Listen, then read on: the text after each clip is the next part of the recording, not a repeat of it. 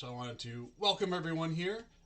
So this is the first official Rovanian casual stroll through Lord of the Rings Online. We've done some Rovanian regions before as previews of new content, but this is the first one that is not a content preview.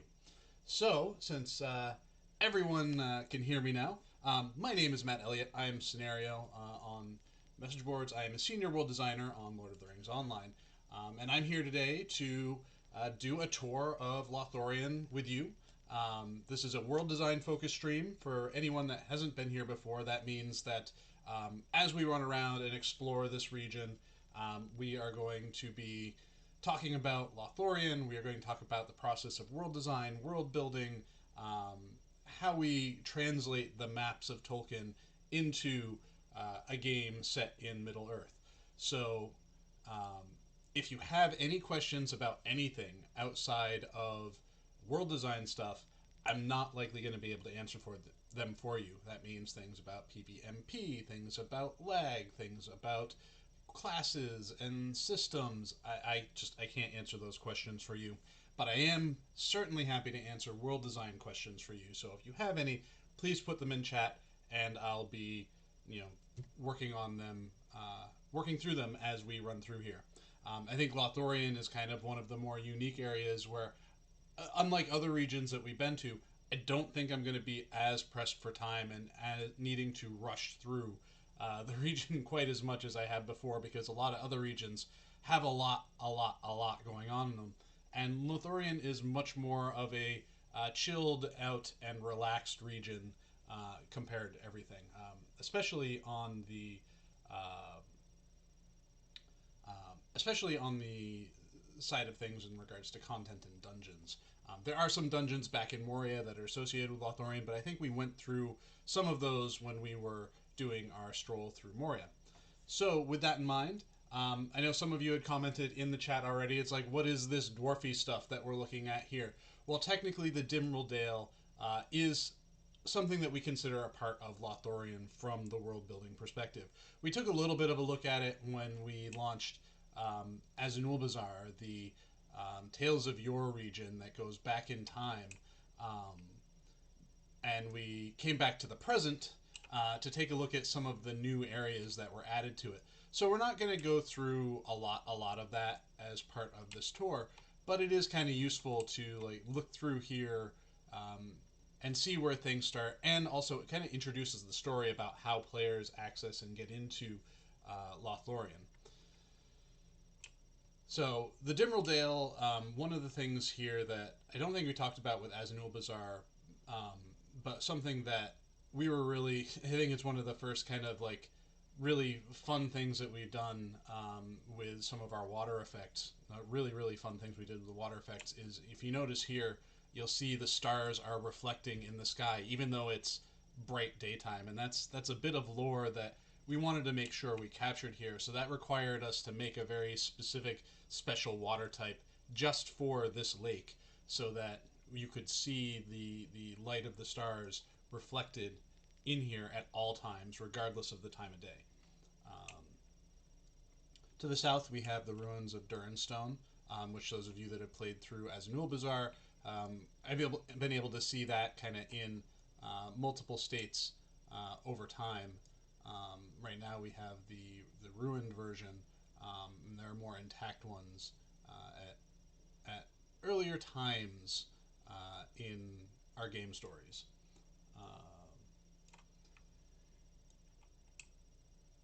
So we're running through here. So quick answer to Druid's Fire. She was asking if I use XSplit or OBS. I'm currently using XSplit. Part of the problem is when I was upgrading my system, I basically have a new tower and new, motherboard and whatnot, and had to bring over my existing stuff. And part of all of getting that set up, it reset a bunch of things, which I think at the time it was XSplit was looking for my headphones and not my camera's speakers or camera's microphone. So Rowan of Gondor asks, who came up with the design of the Malorns? So with so many things in Lord of the Rings. We do a considerable amount of research, and there's also a lot of existing artwork out there to kind of be inspired by. And then when we started actually building the artwork for this, we as we usually do, we let our artists go crazy and do what they are best at when it comes to making a region.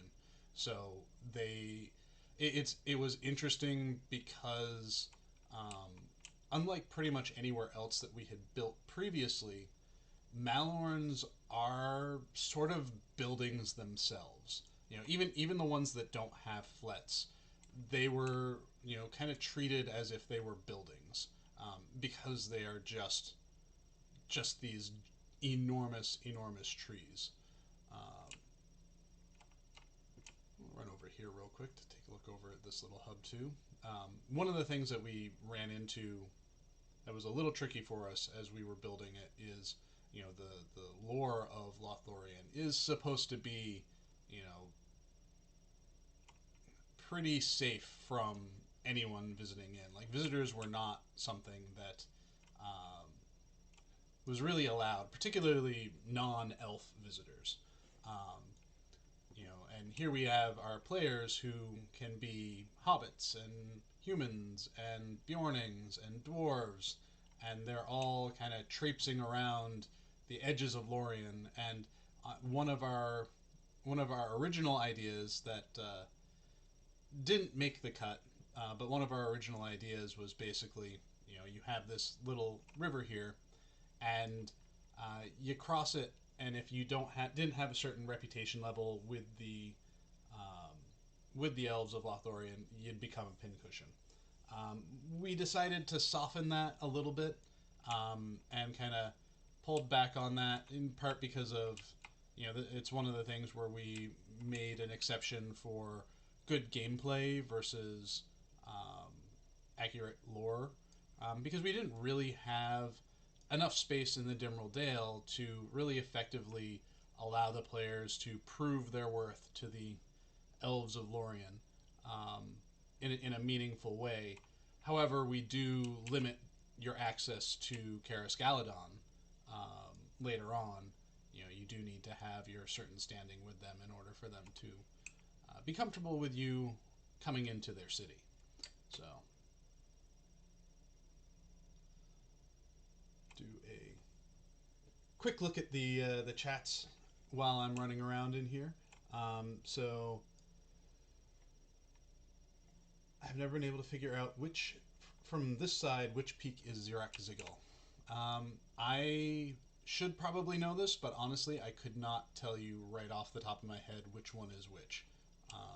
And I suspect that I will get scolded by Maid of Lions for that via our work chat very shortly.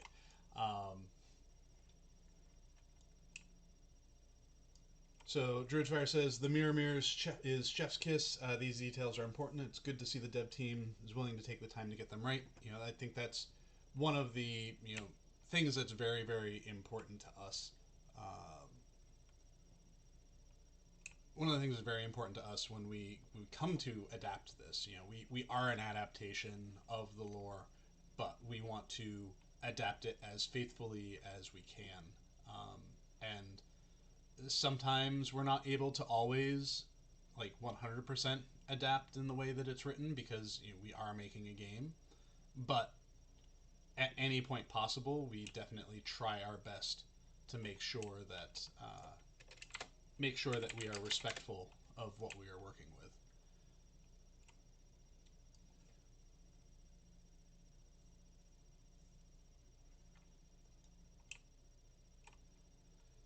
So Truthfully OP asks, any chance that we'll revert the Lothlórien elves to kill unless friend? Those were some fun times. I doubt that we would do that, largely because that's not a good experience for players.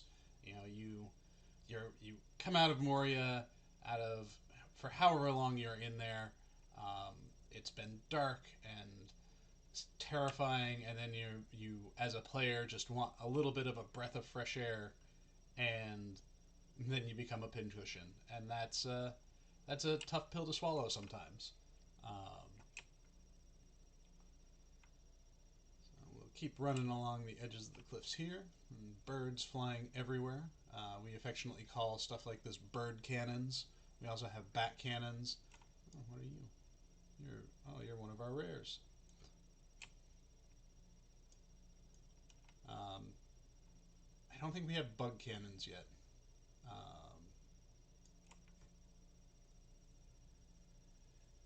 So there's a flet depicted on the map of Lothlórien west of Haldur's Post, but it's not reachable. The walls cut off access to location. Was this something real at some point, or just a random mistake at the map?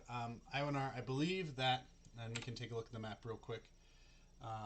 Though this version of the map, I don't think would have that. But the older versions, it may have been more artist depiction than anything else. Eros asks, how do you develop the golden tones to the lighting? So I think here, we're building day files for a region. We have a lot of different controls available to us. Things from a few different light properties. We have a general ambient light, which is kind of the general light color. But then we can also adjust, the direct sunlight color. Depending on the time of the day. So, for example, at sunrise and sunset, we might tweak the ambient light a little bit more towards the red or the orange tint of things.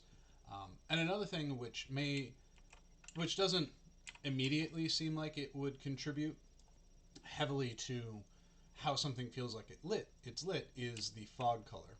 So a lot of what you see in Lothlórien itself, and we'll come back to it a little bit once I'm back in Lothlórien proper, is the fog color kind of helps further influence the appearance of color in lighting. The fog adds a lot of that yellow gold tint to everything as you're going through there. X4711 asks, what is the maximum amount of polygons that LOTRO allows for a frame? I do not have those numbers handy for you off the top of my head, so I won't be able to answer that specific question.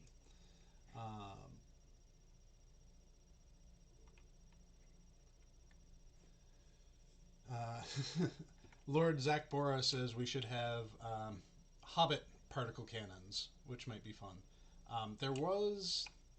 I remember working in Asheron's Call. There was a...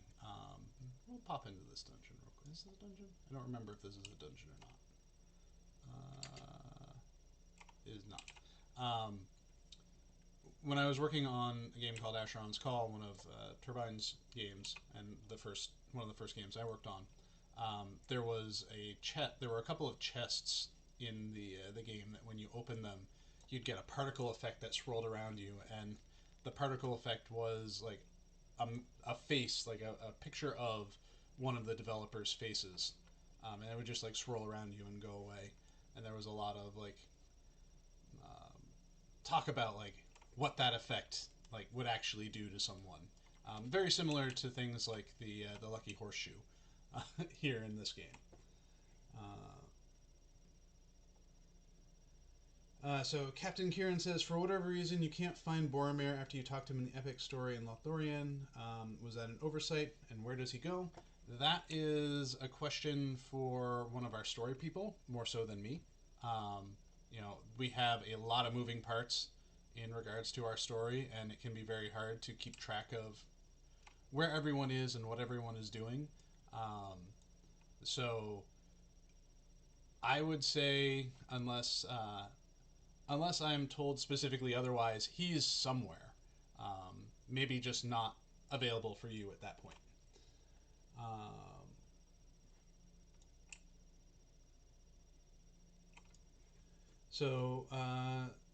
Softsnake GR asks, can you make a road from Mountainside to connect the Vales of Anduin and Lórien? From the Mountainside to connect the Vales of Anduin and Lórien. So I'm assuming you mean from up here in this area. It's not something that we necessarily can't do, but it's not something that we are really focused on doing right now at the moment. I think I'm always interested in finding ways to connect, you know, new regions and old regions and just regions in general. But generally, when we're working on a landscape, there kind of has to be a reason for us to be in that area to do some of that work. When I first came back to Lord of the Rings, and I did the work, kind of sort of revamping the world look of Breland, it was because we were preparing for the launch of the Legendary server. So a lot of the times when you see us going back and tinkering on those sorts of things, we have a purpose and a plan behind it. It's not just like someone had some free time, because free time, what's that? Uh,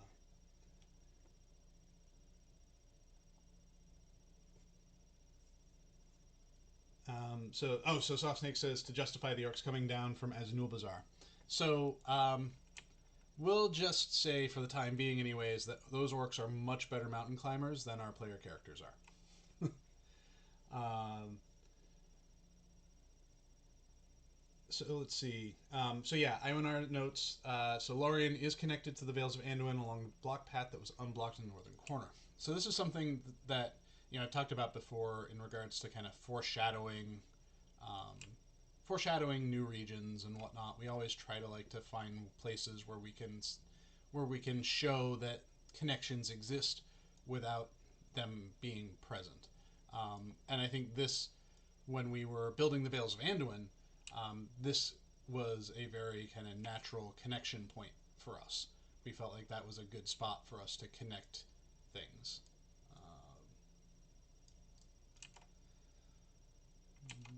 What's it? Can I go up here? I'm going to go up here. So you notice right now I'm running around kind of the outskirts of Lothlórien. I'm not going right into the center of it yet. We do have, like I said, we do have time, so this can be a little bit more of a leisurely paced stroll through things.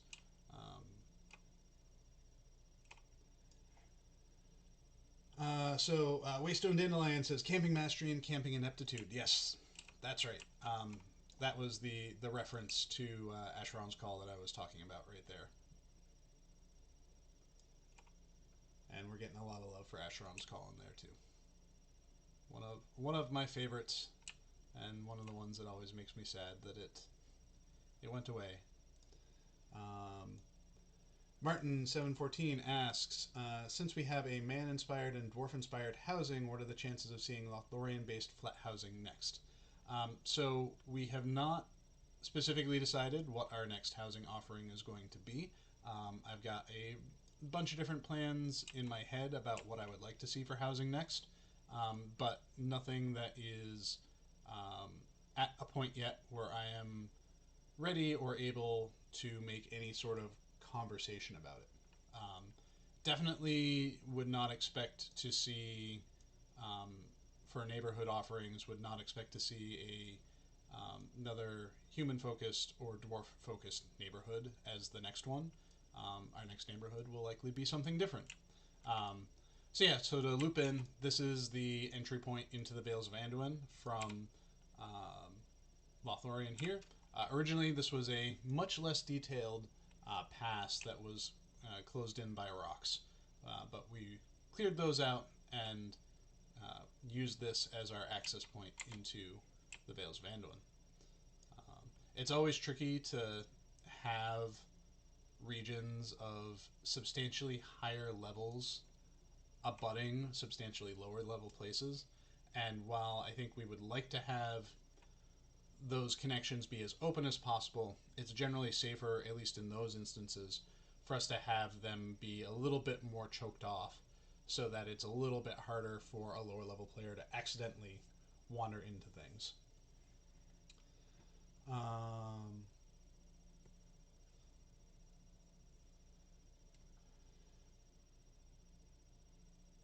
Evil Cone Evil says, "Hey, I recently started playing Lotro slowly as a big Tolkien fan that knows all about the lore. One of the things that keeps pushing me away is genuinely the UI quality in crafting screens. I don't mind the older graphics, etc. Sometimes I have serious issues seeing the icons or items on my screen.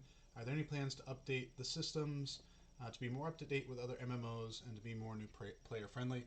I can't answer that specifically. I know some of the topics that you have mentioned there are things that we have awareness of, and that are things that are in discussion amongst some of our UI folks.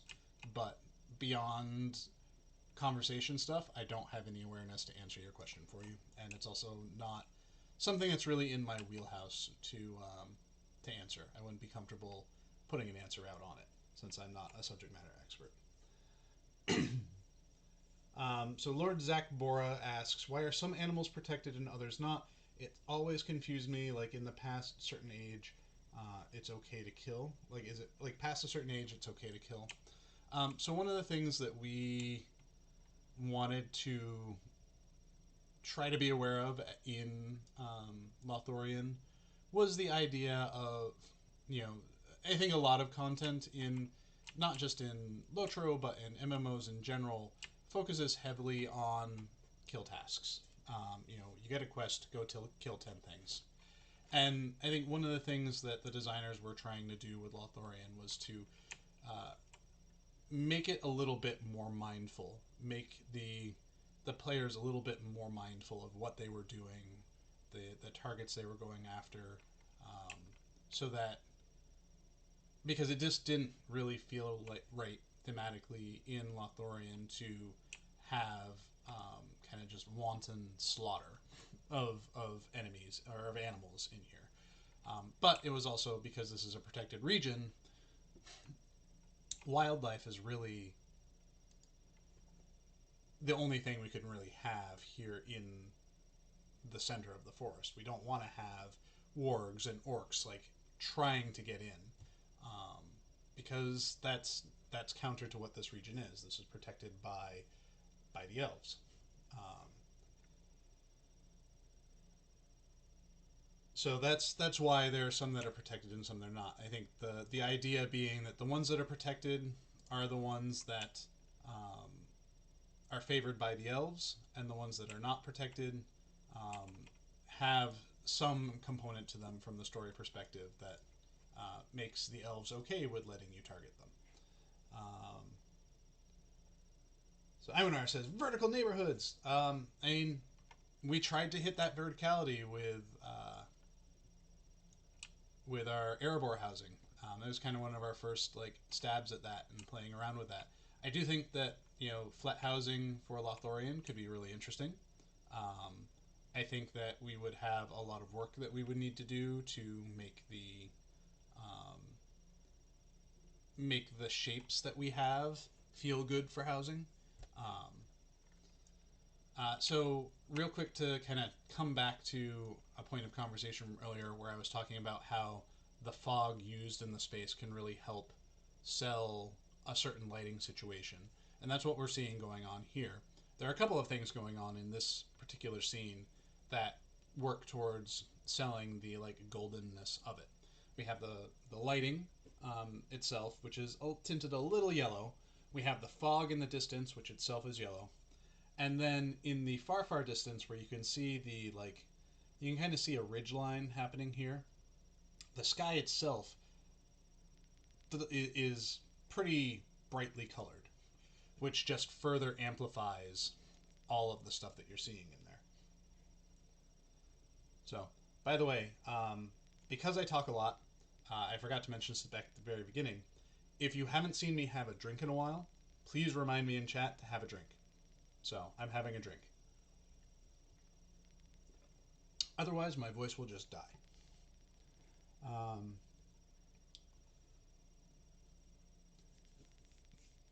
So we're seeing a few chitter chatter, some chatter in the chat about different styles of housing. Certainly, there's the elf housing. Someone brought up Mordor housing. Another person brought up Forest Shell housing. You know, and I think all of those have interesting ideas behind them and interesting settings that could be put in them. Like, I've got myself a document that is my like future planning document for all the places that I'd like to put housing and the types of housing that I'd like to do. But that is not appearing for a little while.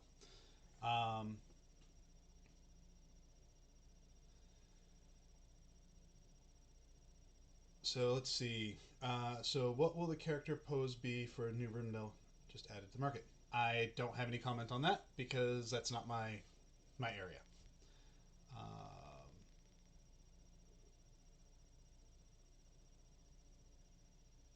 So let's see. We'll go down through some more comments here. Speaking of fog, it's really cool to get the Forest Shell fog and then visit other parts of Middle Earth like Lothlórien. It's from Ionar.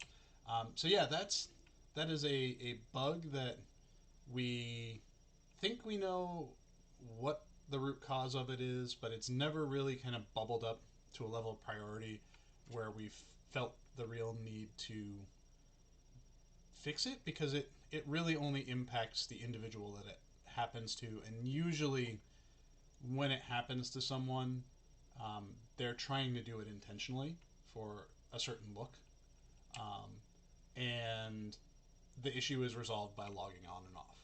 So it's never really become a huge priority for us to be like, let's fix it.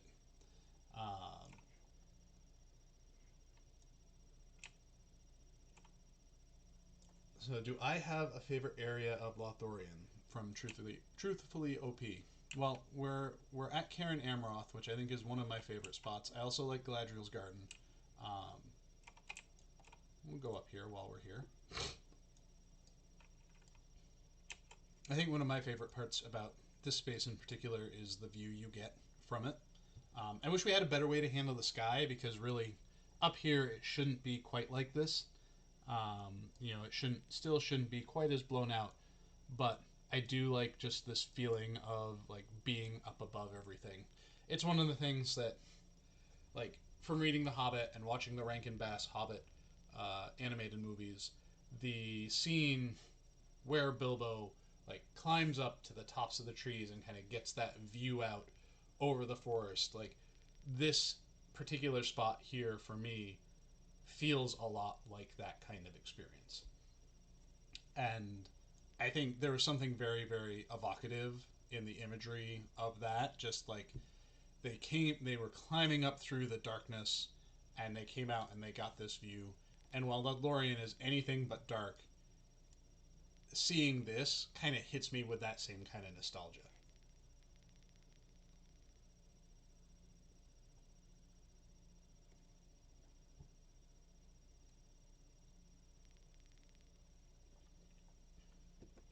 So that is my answer for my favorite spots in Lothlórien. Right along the river, right along the Anduin is pretty nice too. I enjoy that, but that's more of a like I could just sit here and relax kind of thing. Whereas I think going up to the top of Karen Amroth is just it like I said, it hits the right notes for me. Um, One of the things that like was a perpetual headache for us when we were building the Vales of Anduin, and it's something that's always tricky for us to do whenever we're trying to hook a new travel system into the world and introduce new connections, is hooking Vales of Anduin into the travel system of Lothlórien. We kind of had to like break a path and make two new paths and update a lot of things. And we were having a lot of problems with the way things were linking. Once in a while we have this sort of thing happen that's called a ghost link. Hi there, dear. Where in our game data, there's a link between 2 points that the game knew used to exist, but then we deleted it or we broke it up, but the landscape still thinks it exists even if it doesn't, and then that causes weird behavior because of the way like a path works. So all of our travel routes are effectively patrol path. You see an NPC walking around following a route that's usually a patrol path, and our travel routes are the same. Um, and they rely on knowing like how to go where they need to go through a series of points and links. And when a ghost link happens, that path gets confused, and all of a sudden our horse pants don't know which link to follow, and sometimes they will just think the old one still exists and they'll veer off. And it's not the most obvious issue. We don't always know that that's what's causing the problem. And it can take a while to actually like sit down and diagnose it with lots of frustration. Oh yes. So I mentioned it before. Edith Eldora responded to Horse Pants. I've mentioned it before that the internal name originally for mounts particularly, but also for stable travel, was Horse Pants, because you're not really actually getting on a horse. You're not. There's no horse that's created that you're getting on. It's a visual effect that happens, and at the time, the person that was working on it kind of likened it to, oh, you're just putting on pants, but they look like horses. So, Horse Pants has, because of that, kind of forever stuck with me.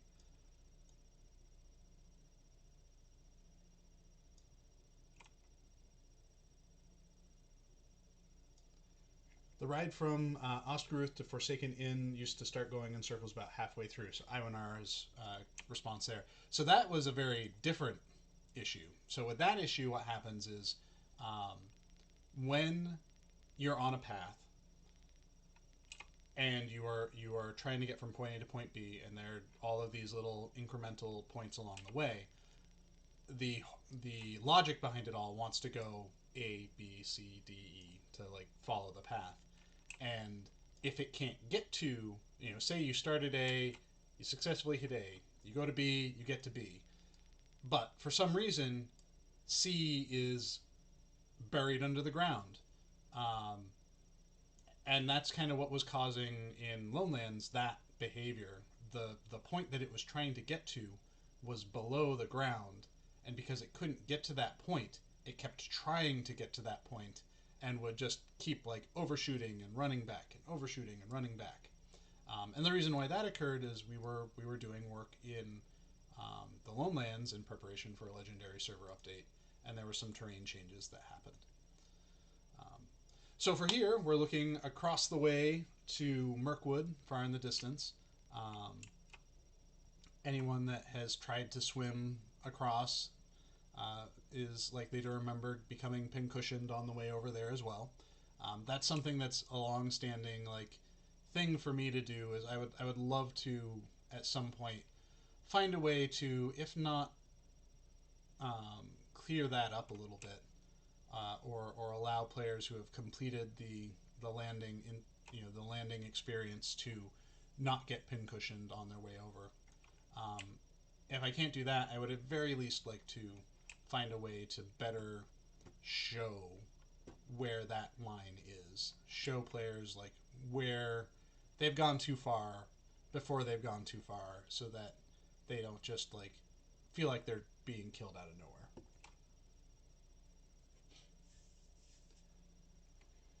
So the idea. So Edith Eldora asks, is the auto death in this river just to keep people from sneaking into Mirkwood before their time? Generally, yes. So the idea behind the Mirkwood landing was it was kind of like Arch It for Mirkwood. And so we needed a very like hard and fast way to make sure that people got in there when they were supposed to be in there. And at the time that we built it, all that existed was really Lothlórien and Mirkwood, and there was nothing to the north and there was nothing to the south. So we were kind of okay with it just being this line of death. We've since then grown the game, and you can take the river north and south from there, a good distance both ways. And that line of death kind of, if someone wanted to swim down the river, kind of disrupts that. So I bring this up with Maid of Lions every 6 or so months about I'd love to update this, change this, and actually making the change in a way that would be wouldn't be problematic to the story that's being told there is a bit more work than simply we'll just remove them, because of the way instancing works and how people are supposed to get in there. we don't want to just remove that wall of death. We want to be thoughtful about how we do it. So I don't have any ETA on when we'll actually address that, but it's something that is a long-standing like thing I would like to do if we found the right fix for it.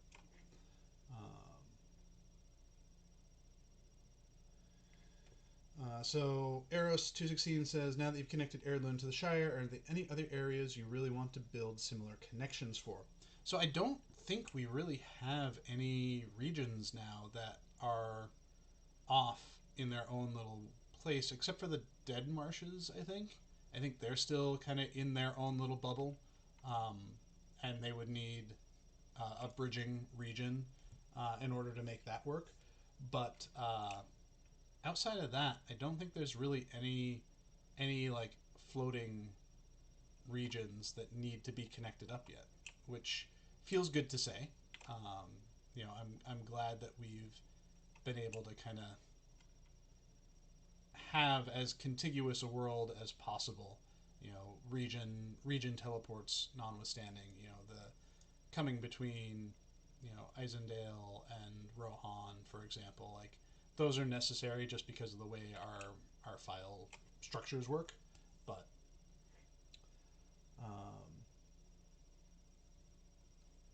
we'll go down through here. A couple more comments. Druidfire says, imagine the phasing of content makes it more difficult, like trying to cross the Anduin near Kaandros, which version of the field of Carmelin you're supposed to be at. Yeah, I mean, phasing, I think phasing is a great tool for us. There are some aspects of phasing that, or there are some parts of phasing that we can't really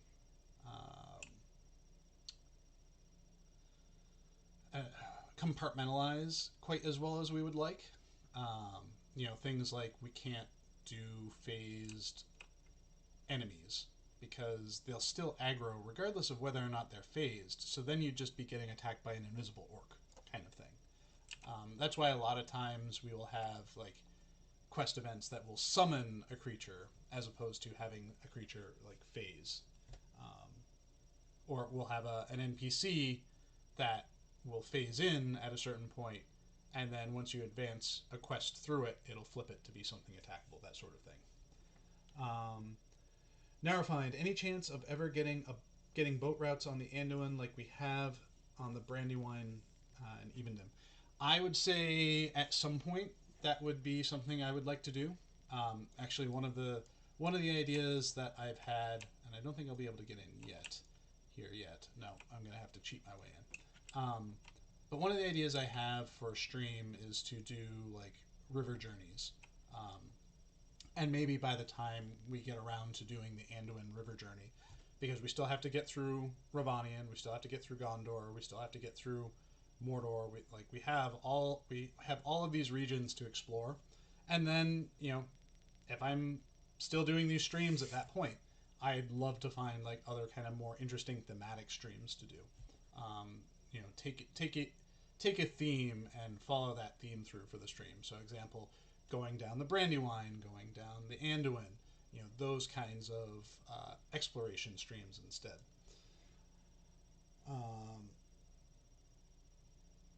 So let's see. Martin asks, something not Lothlórien related. It seems to be a lot of open space already developed. Will we see these open spaces developed in the future? So we have a lot of landscape around the world in general.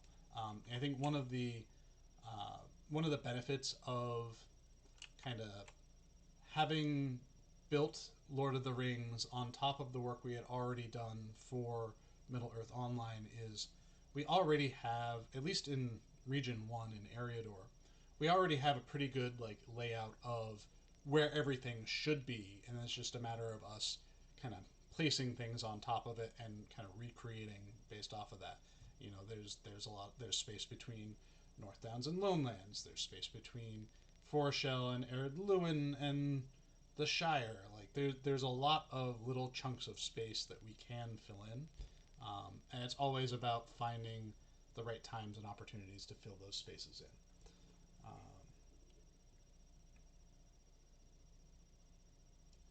So Captain Kieran says, would love to have a free-for-all stream where we can give looks if we have questions about previous areas we've missed. That's certainly a great idea as well. Um, I think there are, it's hard to explore a region and feel like I'm hitting everything that everyone wants to see in that region, because everyone has a different like interest and experience for it in those spaces and just in general. Or if someone's like new to the stream and they've never like been, they weren't a part of the Yondershire stream, and they might have questions. So I can certainly think about doing maybe more of an open Q&A kind of stream, and have it be a kind of like a DJ request stream. So now I'm inside Caris Galadon, the city home of the elves of Lothlórien. I have to say, like I think one of my favorite deco items in the whole of Lothlórien is these like the beaded light strings. Because let's see if I can. We'll set it to nighttime. Yeah, they light up at night, which just like I like it. There's, I mean, in general, Lothlórien has so much glowiness going on with it. But I think one of the things too that I really kind of dig about Lothlórien is day and night have very different focuses on how it glows. Um, I think the during the daytime, the glowiness in Lothlórien is very focused on the forest. Having the mists and the lighting and the fog, and all of it just makes the forest feel like it's shimmering the whole time. And then when nighttime hits, all of the elf structures just light up.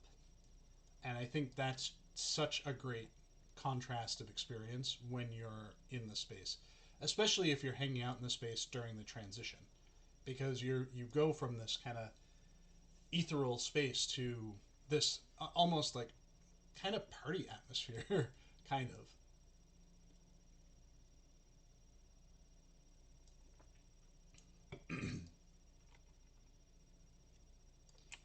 All right. Well, since I am not on a live world right now, I am gonna rocket jump my way around a little bit. I think if there was one thing I would like reconsider with Lothlórien is, and this is something in general that I've been thinking a lot about lately, is functional structures versus structures that look cool. If you look at like Fornost, you look at some of the ruins in the Lone Land. Gameplay wise, going through those, it may make sense from a gameplay perspective, but it doesn't feel like it's a actual functional space. And I get some of that feel here in Lothlórien as well, where we have all of these cool looking flets everywhere. Some of the trees have buildings kind of wrapping around the trunks, and it looks great, but I sometimes feel like it sometimes feels to me like it doesn't really feel like that would be how a functional city space would be set up. And so as I think about stuff that I'm building in the future, it's something that I'm trying to be a little bit more aware of as I build the stuff that it's something too, like we've got some stuff right now that I've been working on that's in our Palantir players' hands, and it's something that as they've been exploring that stuff, they've been noticing and kind of appreciating that effort into trying to make it feel more like a functional living space or an actual space. Here we go, the Lady and the Lord themselves, Galadriel and Celeborn.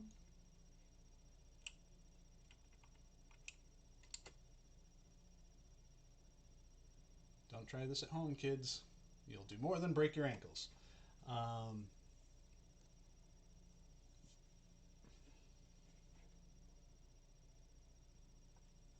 So let's see. Check the questions a little bit more. So Imanar says, yeah, we need more interiors in Lothlórien, like the huge meeting flat. And I think one of the challenges is that, like, from the asset perspective, we don't really have a lot of assets to build interiors in Lothlórien. Like, the way things are set up now, like, what there are for interiors are kind of like special casey kind of things. You know, I know we've got some of the social interiors, like the bank and the auction house and whatnot. But those are not... Those are, I don't think, really... If we were to do like a mass production of interiors, aren't probably not the direction that we'd really want to go. Where am I right now? All right, I want to go this way. Not really the direction that we would want to go in building those things, because like I think the exteriors of the buildings here imply a certain kind of experience inside, and we would really need to generate a whole new asset set in order to really effectively sell an Lothlórien interior. Not to say that that is something that we can't do, but it would be something that we would need, that would need to be done at the right time. And yes, Druid's Fire, OSHA violations everywhere. That was something I was looking to address with Gundabad, at least in the areas of Gundabad that I built. So Kiefer asks, will we ever be able to enter the House of Celeborn from the landscape and not just from the Allegiance teleport? I'm not sure about that. I don't know what, if any, restrictions there might be on that sort of thing. I know with the Hall Under the Mountain, at least until the other extant portions of Erebor were built, that was the Erebor interior, and anyone could access to it. So there may be nothing precluding us from doing that, but it would be something where a conversation with content would need to happen first to make sure that that it wasn't stepping on anyone's toes. And speaking of, here we are in the Court of Celeborn. The artists that built this space really outdid themselves. This is a fantastic interior. And you know, as we were talking about having Lothlórien flat housing, for example, like this sort of treatment kind of feels like the thing that people would want when they come into an elf house or a Lothlórien house. And you know, this is a one-off asset, so we would really need to have a modular set made available so that we could build something evoking this kind of experience. I don't think we could do something like the social interiors, like the auction house and whatnot, because those are very much old school elf housing interiors, kind of dressed up to look like they belong in Lothlórien.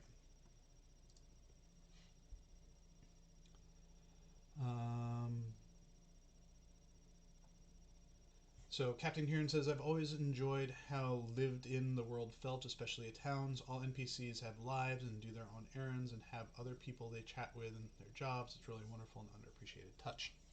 And that's something that I think we've... thank you, for one.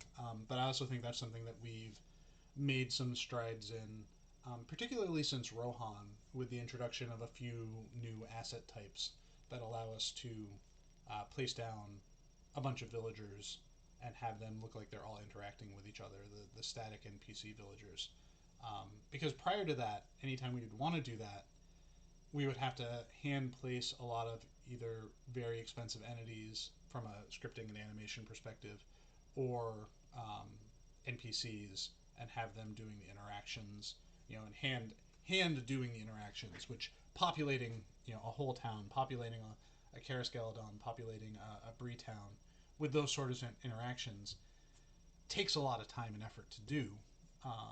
Not to say that the effort isn't worth it, but having tools to help support and streamline that has helped us be able to do that more effectively, more broadly. Ionar says it was awesome to see Gwaihir up close in the epic chapters of that location.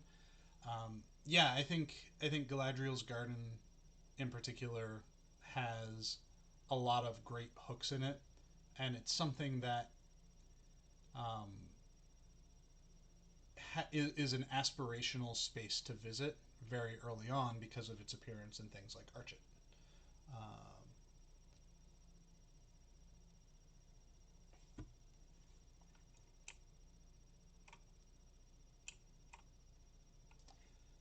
all right, so um, so yeah, I think we have gone through all of Lothlórien. What I'm going to do is I'm going to hop back out of here, um, and let me.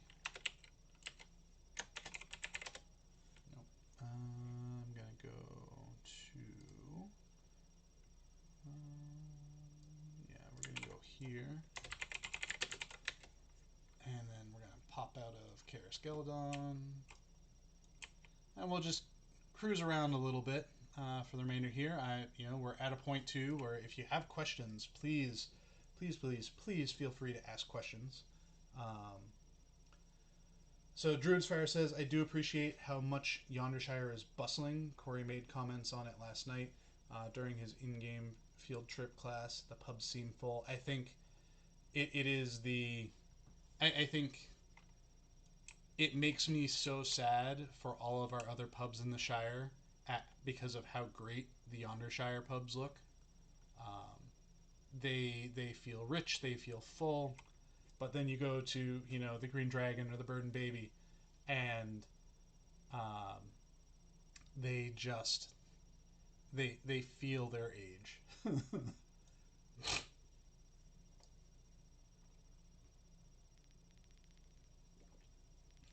So I did want to point out the voting on this was ridiculously without question that Lothlórien was where we were going to go first. I have not decided yet whether or not I am going to put up another poll or if I'm just going to go down the ranking. Go down the ranking of the poll and have that kind of guide us through the next live streams. I'm certainly happy to put up a poll if people are interested in that. If they aren't, I can happily just use that poll and be all good to go.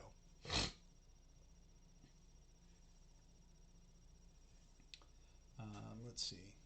So someone mentions drunk elves in Lothlórien. I'd admonish them every day, it seems. That is true. They do like their parties, though I notice they're doing it very far away from Carisgeladon. So, Softsnake asks, why didn't you add Lórien in Blood of Azog map? I would love to see Snowy Lothlórien version. We didn't add Lothlórien because that wasn't the story that we were telling. The story in Lothlórien was very much focused on Aznulbazar and the war going on there. I think if we had added anything, it would have been, oops, you got too close to Lothlórien, you're a pincushion now. Which was something that we had talked about. But in the interest of kind of sparing ourselves a little bit of extra development time, we opted to not go with that. So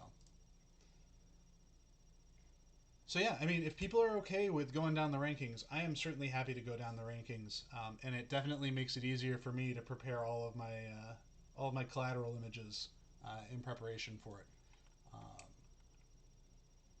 So maybe that is what I will do.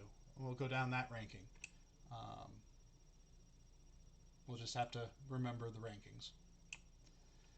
So yeah, we're getting close to the end here. I've kind of run around all of Lothlórien, so I don't have anywhere else specifically that I wanted to go. Like I mentioned, Lothlórien is really one of those regions where we don't have a lot of dungeon content associated with it. Most of the dungeon content that was associated with Lothlórien ended up being in Moria itself, which, pros and cons to that. Like, there's certainly a wealth of cool places to go in Moria, but at least at the time this was released,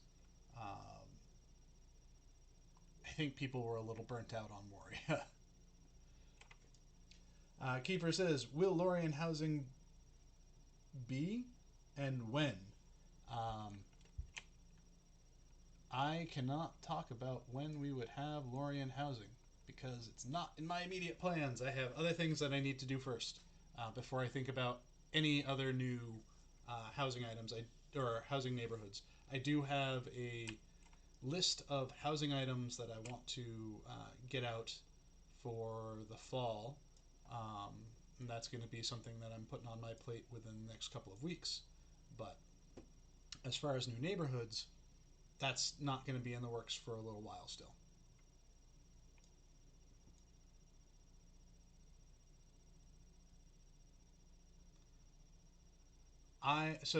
Captain Kieran says, you've created a monster letting us speculate on housing.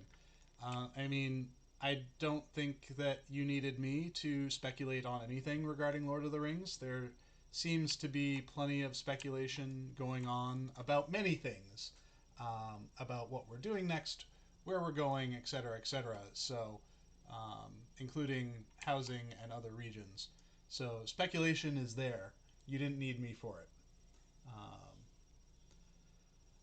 So Edith Eldora says scaling of housing items would be great. Some of the wedding items are humongous. One of the things that I would love to do is there are a few additional features for hooks that if I could get those features, I would love to have them, but it's a matter of time for it. Things like I would love to allow players to adjust the scale and mapping position of their wallpapers and floor surfaces, for example. I think that would be a great addition, and rotation of those surfaces. I think that would be a great addition for those things to allow players a little bit more control over the decoration of their spaces. So yeah, there is no shortage of ideas for things. It's just a matter of time and priority to get those things done. I've got my requests all in. I just have to get through some. We have to get through some other engineering fixes first.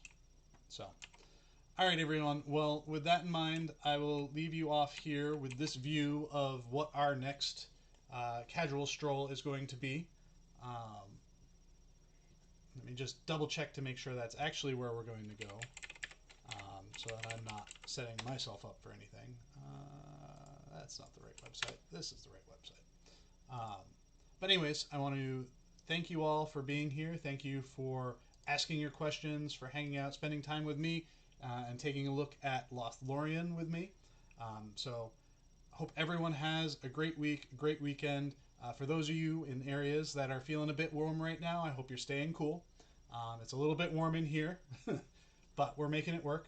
So I hope everyone has a great day, and thank you for being here. Have a great day.